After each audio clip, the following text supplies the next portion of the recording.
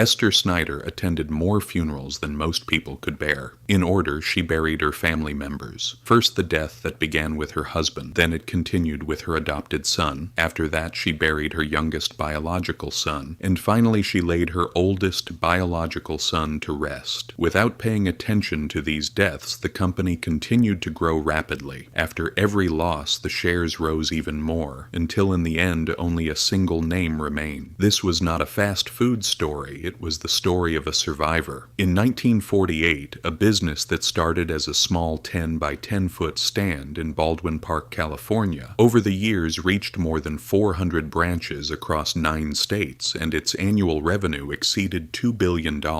Without having any debt, without taking investors, and even without franchising, everything belonged to the family. But unfortunately, the family was no longer there, and the question was slowly becoming clear. So many deaths. Was it just misfortune? In 1976, founder Harry Snyder died at age 63 from lung cancer. In 1979, the adopted son Wilbur Stites, at age 28, had a car accident and his life came to an end. In 1993, Richard Snyder, the company's systems architect, died at age 41 in a plane crash. In 1999, Guy Snyder died at age 48 from an accidental hydrocodone overdose. Cancer, car accident, plane crash, overdose, all of these in the same family and the same surname, a series of untimely deaths. And each time, control of the company passed to fewer people. Another family could have fallen apart in the face of such a chain of misfortune. But with an interesting situation, after every tragedy, the company became even more closed. Becoming more protected, it became even more centralized, as if these deaths had turned the structure into a harder fortress. Throughout all these years, the only person who remained standing was Esther, mother, executive, silent strategist. Keeping her grief inside, she managed both the family and the company. When she died in 2006 at age 86, she had been the longest living person in her closest family. After her death, only one grandchild remained, 24-year-old Lindsay. And the most interesting and disturbing part starts here. The trust structure prepared in 1989 was designed to transfer the inheritance piece by piece. 1/3 at age 25, more at 30, full control at 35. But the critical clause of the plan was this: if Lindsay were to die before reaching these ages, the company would pass not to her spouse or children, but to the extended family. So the system was also taking a possible next tragedy into account. It was planning not only the wealth, but the fragility of the family tree. And by the year 2025, Lindsay had turned 42 years old. This was the same age at which her uncle Rich died in a plane crash. The company's value was ranging between $6.7 and $8.7 billion,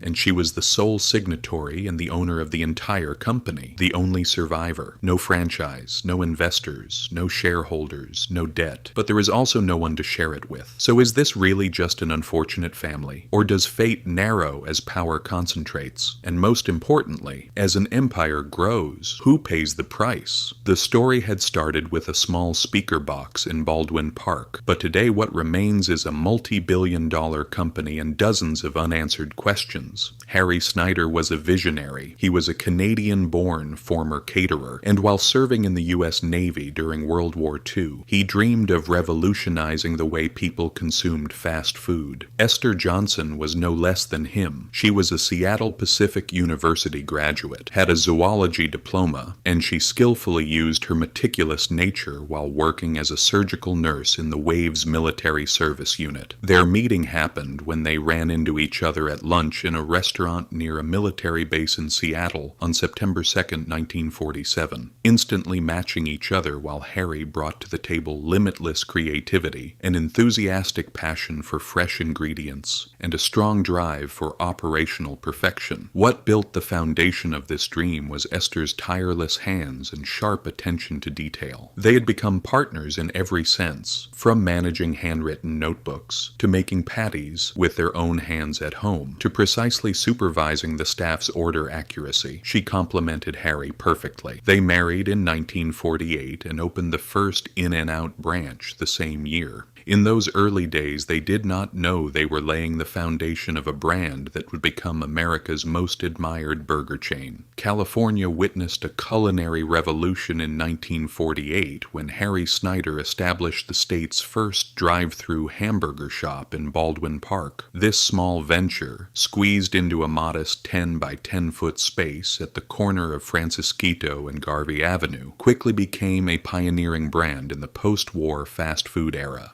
Harry's rapidly growing invention, the two-way speaker box that allowed customers, far ahead of its time, to order from their cars, was still going to reshape a restaurant world where car hops ruled. On its opening day, October 22, 1948, the small burger stand sold a perfect 57 burgers. By the end of the first month, nearly 2,000 customers had tasted Harry's incredible flavor. The magic of this success was built on uncompromising quality and an obsessive attention to detail. Harry started his day early, sourced fresh vegetables from the best places, personally selected premium meat, and devoted himself to finding the best ingredients. Meanwhile, his wife Esther managed the course of the business meticulously. Her strict record-keeping ensured that no resource was wasted, creating a solid foundation for efficiency and excellence. What we see today as In-N-Out Burger's legendary simplicity, quality over quantity, selective expansion, and deliberate secrecy did not come from a corporate directive, but from the founder's values and behaviors. Unlike other burger chains in the 1950s and 60s that were swept up in the franchising craze, Harry firmly resisted letting control be diluted. The secret in Esther's centralized management style came from the couple running the operation almost entirely on their own. The growing company was tightly woven. Their two sons, Guy and Rich, born in the early 1950s, and their adopted son Wilbur Stites, who joined the family in the 1960s, seemed ready to carry the legacy forward. By 1976, the chain had become a modest but solid network of 18 stores across Southern California, all carefully supervised by Harry and Esther. The entire management team consisted only of the Snyders. There was no HR department, no finance unit, and not even advertising campaigns. But Harry's losing the battle to lung cancer at age 63 pushed the company into a turning point. Leadership was taken by his youngest son, Rich, who was only 24 years old. This sudden change forced the family business to rethink its long-term operations. With his young energy and entrepreneurial vision, Rich realized something and decided to move beyond the founder-dependent model. His father's hands-on management approach worked for 18 stores, but without building core systems, a rapidly growing business could not be sustained. Under Rich's leadership, In-N-Out entered a transformative phase by establishing strong staff departments for human resources and finance, creating an advertising team, and rapidly developing a rising executive core. One of the key figures in this transformation was Mark Taylor, who started as an hourly employee and rose to president and COO. This was the strongest proof of Rich's focus on leadership development. In 1984, Rich started In-N-Out University, wanting to formalize executive training and pass the company's deep values to future CEOs. With this move, he ensured that as the business expanded geographically, the culture would remain intact. At the same time, Rich began placing Bible verses reflecting his born-again Christian beliefs on packaging and internal materials. These touches turned In-N-Out from just a burger chain into a values-based, purpose-driven organization. Rich's influence also reached operational excellence. By establishing an internal communication system and standardizing customer service protocols through corporate television, he standardized what still defines the brand today. Under his management, In-N-Out expanded responsibly from 18 stores to 93 stores between 1976 and 1993, while continuing to maintain extraordinary quality and high sales volumes at every location. Rich's innovative foresight turned a family chain into a scalable business without losing its soul.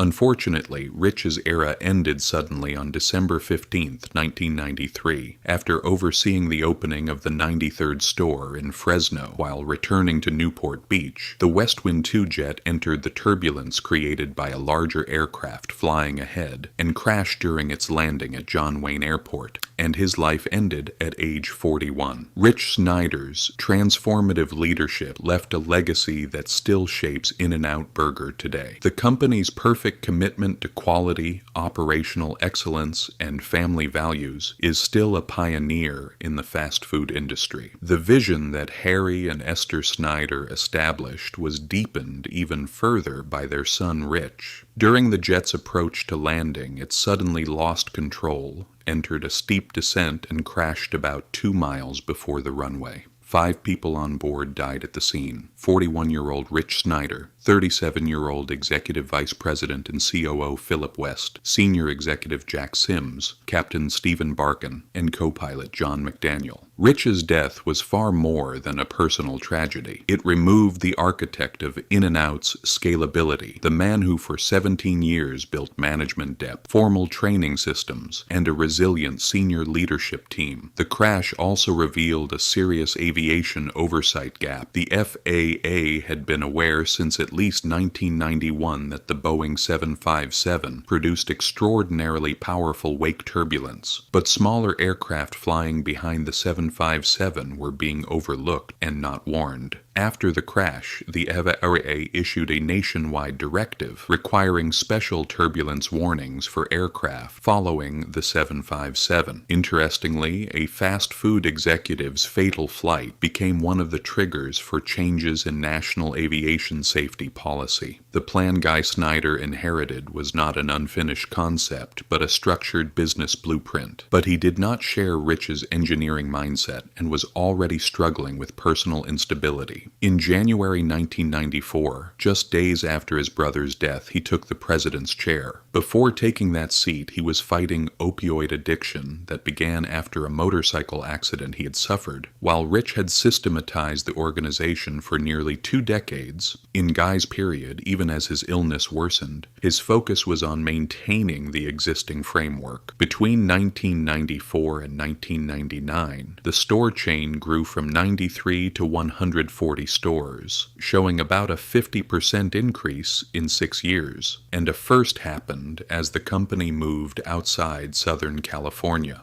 Shortly after Guy's death, it entered Nevada and approved Arizona locations. By the end of the decade, annual revenue had risen to about $210 million, and In-N-Out had taken its place as one of the highest performing burger chains in the country in terms of per-store performance. Still, much of this expansion reflected corporate momentum rather than active management direction. Guy's addiction was becoming increasingly severe. This caused him to slowly withdraw from leadership. It was known that he stayed in an old trailer parked near company property in Baldwin Park. Routine operations were being run by experienced managers trained during the Esther and Rich era. It had proven something, that the management infrastructure was strong enough to sustain growth even without consistent CEO involvement. Guy's personal stamp on the company was limited. He was passionate about drag racing and owned a vehicle called the Flying Dutchman. This later inspired a minimalist menu item: 2 patties, 2 slices of cheese, no bun. Because of his racing passion, he established the company's professional racing team, but operationally, he did not have the systematic discipline that defined his brother's approach. During his presidency, he had multiple overdose incidents and about as many heart attacks. His arrest on Christmas Day 1995 for public drunkenness and carrying a loaded firearm was an event that revealed the growing gap between the family's carefully protected public image and the private turmoil behind the curtain. Guy Snyder's life ended in early December 1999. The Los Angeles County Coroner's Office concluded that congestive heart failure caused by an accidental hydrocodone overdose was responsible. Contrary to the founder's legacy of strict management and discipline, he was living in a trailer parked outside a residence in Lancaster, California. He died in that trailer, and his death ended second-generation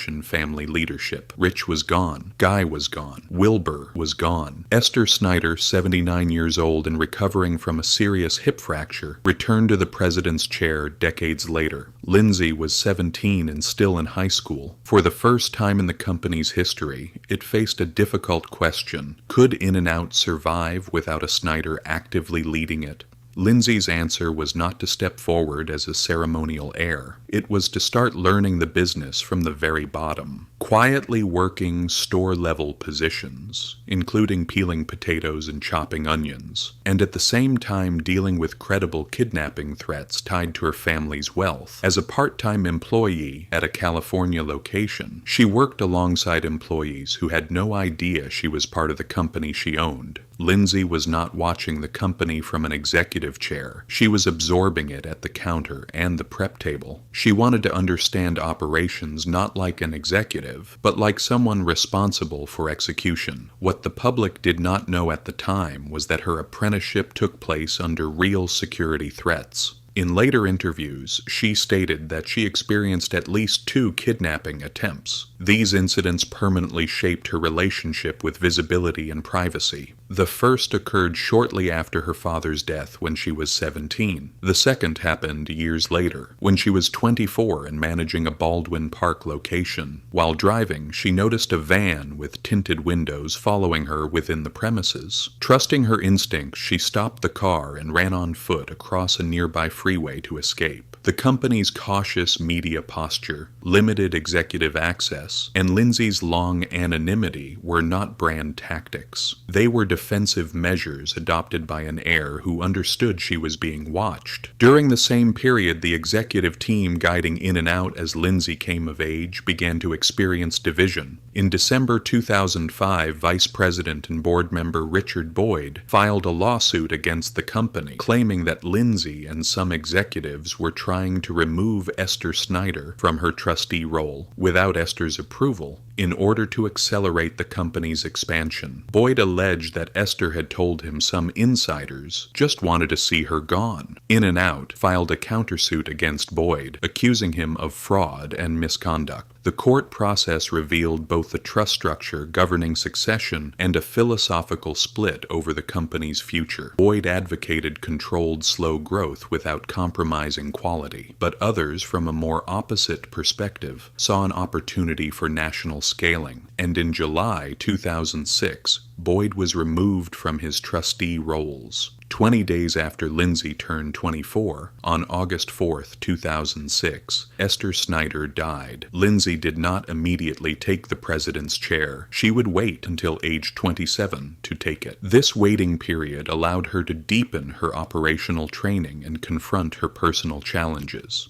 Unlike her father and uncle, whose struggles with addiction were marked by silence or public scandal, Lindsay would later speak openly about the substance addiction and multiple divorces she experienced in the early 2000s. Before turning 35, she had ended 3 marriages. The company's decision to remain regional, privately held, and operationally consistent was forged in the fire of the 2005 to 2006 conflict. The philosophy of quality over speed and stability over scale became her governing principle when she took over. By the time she officially became president in 2010, she'd already begun a faith-based recovery process. In 2016, she became a co-founder of the Slave to Nothing Foundation, fighting addiction and human trafficking. Publicly, she said, "Because of my father's battle with addiction, I have deep compassion for those who suffer." The losses of the Snyder family shaped the company's philanthropic spirit. The In-N-Out Burger Foundation, established in 1984 by Esther and Rich, focuses on preventing child abuse and neglect, an echo of Esther's protective mother figure.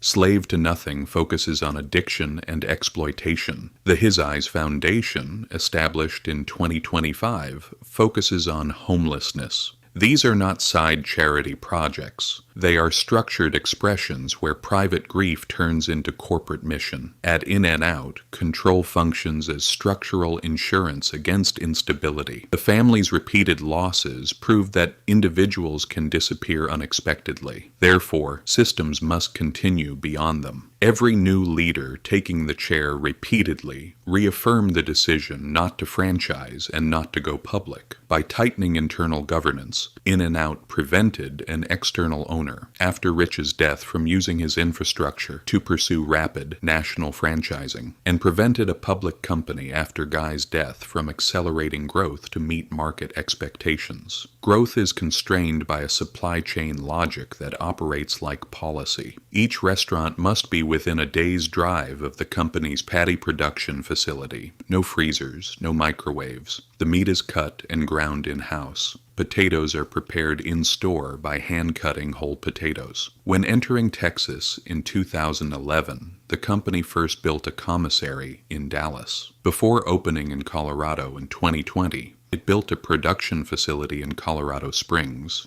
and always maintained the principle that expansion cannot get ahead of infrastructure. This limitation provides governance protection against the dilution that weakens many family brands. In January 2023, Lindsay announced a plan to establish an East Region office in Franklin, Tennessee, with a $100 to $25 million investment. By December 2025, the first Tennessee locations opened. By the end of the decade, the company will operate with a dual-centered structure between Baldwin Park and Franklin. The Baldwin Park presence is symbolic, a declaration of renewed commitment to the roots. Expansion continues, but only under conditions aligned with founder discipline, first infrastructure, then geography. At 42, the same age at which her uncle Rich died, Lindsay Snyder controls a company operating 418 locations in 9 states, valued at around $7 billion. Esther buried her husband, her adopted child, and her 2 biological sons. Lindsay lost her father, her uncle, and her grandmother. People disappeared. The structure remained standing. And that raises the fundamental question. Did repeated tragedies limit In-N-Out's ultimate potential, or did each loss strengthen the corporate resilience that defines it today? Share your thoughts below and don't forget to subscribe. Thank you for joining us in another episode of Old Money Luxury.